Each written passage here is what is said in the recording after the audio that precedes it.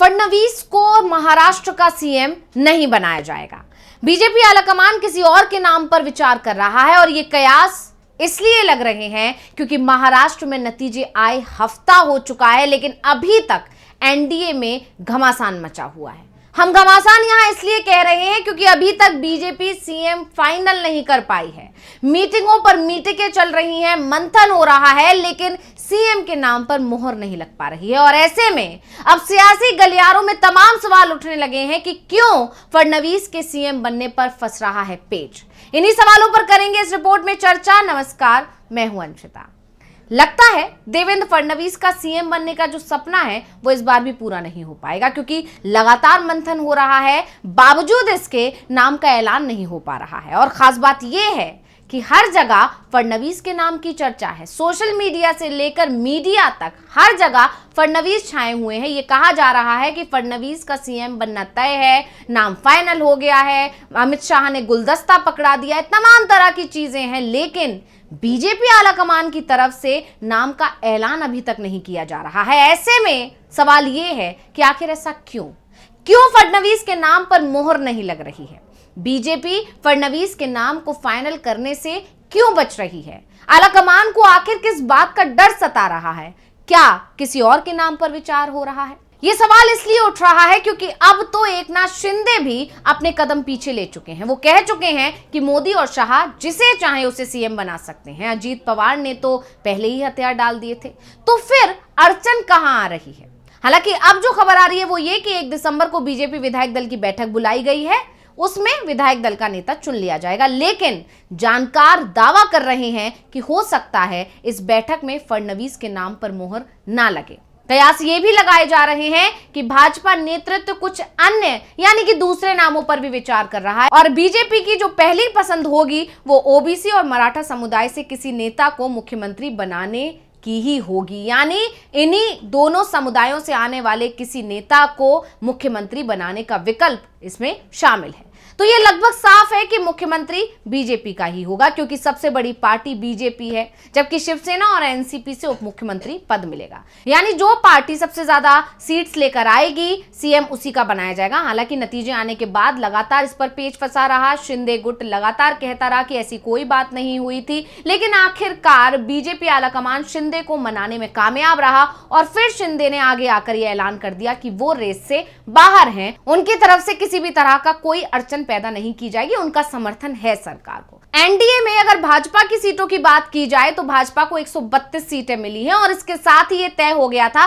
कि अब मुख्यमंत्री फडणवीस ही बनेंगे, क्योंकि अगर हम बात करें महाराष्ट्र में बीजेपी को सत्ता में लाने की तो उसके पीछे सबसे बड़ा हाथ फडणवीस का माना जा रहा है। जिस तरह से उन्होंने 2022 में शिंदे को अपने साथ शामिल किया, शिवसेना में टूट की और उसके बाद जिस तरह से महाराष्ट्र में एमडीए सरकार गिरी और एनडीए सरकार बनी, उसके पीछे सबसे बड़ा हाथ देवेंद्र फडणवीस का माना गया था। देवेंद्र फडणवीस को लेकर उस समय भी चर्चाएं तेज थी कि अब जब महाराष्ट्र में एनडीए सरकार बनी है तो सीएम देवेंद्र फडणवीस ही होंगे, लेकिन आखिरी समय पर नाम का ऐलान हुआ एकनाथ शिंदे का। उसके बाद अब जब सरकार बनी है एनडीए की तो यह माना जा रहा था कि उस वक्त जिस तरह से देवेंद्र फडणवीस ने आलाकमान की बात मानी थी उसका इनाम इस बार उन्हें मिल सकता है। लेकिन इस बार भी फडणवीस को इनाम मिलता दिखाई नहीं दे रहा है, क्योंकि अब पेच फंस गया है मराठा और ओबीसीयों को साधने का। यानी ये फैसला जितना सीधा लग रहा था उतना सीधा है नहीं। गठबंधन की गतिशीलता, खासकर मराठा नेता एकनाथ शिंदे के शिवसेना गुट से समर्थन की जरूरत है।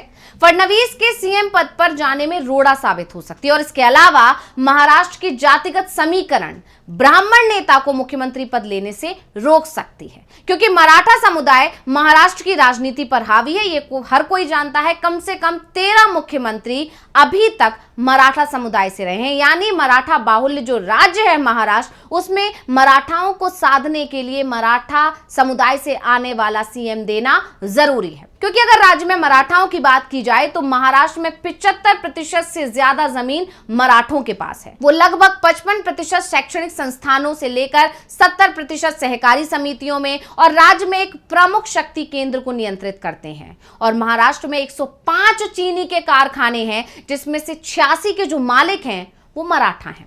यह प्रभुत्व तब है जब राज्य की आबादी में सामुदायिक हिस्सेदारी बहुत ज्यादा नहीं, सिर्फ 30% से ज्यादा है। इसके विपरीत, मतलब इसके उलट दूसरी तरफ बात करें महाराष्ट्र में आबादी ब्राह्मणों की, तो ब्राह्मणों की हिस्सेदारी लगभग 10% है, यानी कि बहुत कम। और इसीलिए यह माना जा रहा है कि देवेंद्र फडणवीस को सीएम नहीं बनाया जाएगा, क्योंकि देवेंद्र फडणवीस ब्राह्मण समुदाय से आते हैं और अगर ब्राह्मण समुदाय से सीएम बनाया गया तो फिर मराठा नाराज हो जाएंगे, क्योंकि बीजेपी ने एकनाथ शिंदे और अजीत पवार को आगे करके ही मराठाओं को अपने पाले में किया है। एकनाथ शिंदे की वजह से ही मराठाओं ने एनडीए पर भरोसा जताया और फिर जो नतीजे आए वो पूरी तरह से एनडीए पक्ष में आए। और ऐसे में अगर अब मराठा समुदाय से आने वाले को सीएम नहीं बनाया जाता है तो इससे बीजेपी को आने वाले समय में नुकसान हो सकता है और बीजेपी वो गलती यहां नहीं दोहराएगी जो उसने झारखंड में की।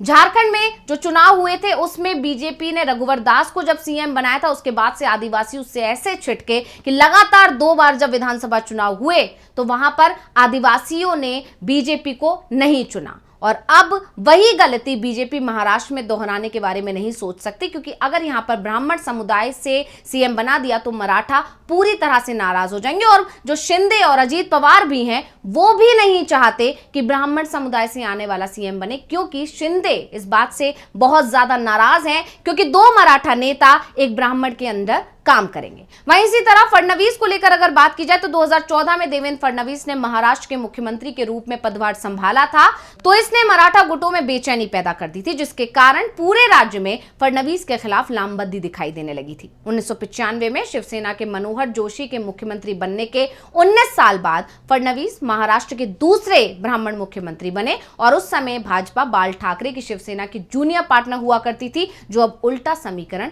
बन गया है। और इसलिए बीजेपी की तरफ से इतना समय लग रहा है क्योंकि बीजेपी यहां झारखंड वाली गलती भी नहीं दोहराना चाहती है और बीजेपी मराठाओं को नाराज नहीं करना चाहती, और इसी को लेकर विपक्ष भी अब हमलावर है। लगातार विपक्ष की तरफ से दावे किए जा रहे हैं। शिवसेना उद्धव गुट के संजय राउत ने कहा कि बीजेपी में वही होगा, एनडीए सरकार में वही होगा महाराष्ट्र की जो मोदी और अमित शाह तय करेंगे, क्योंकि इनका रिमोट कंट्रोल उन्हीं के हाथ में है।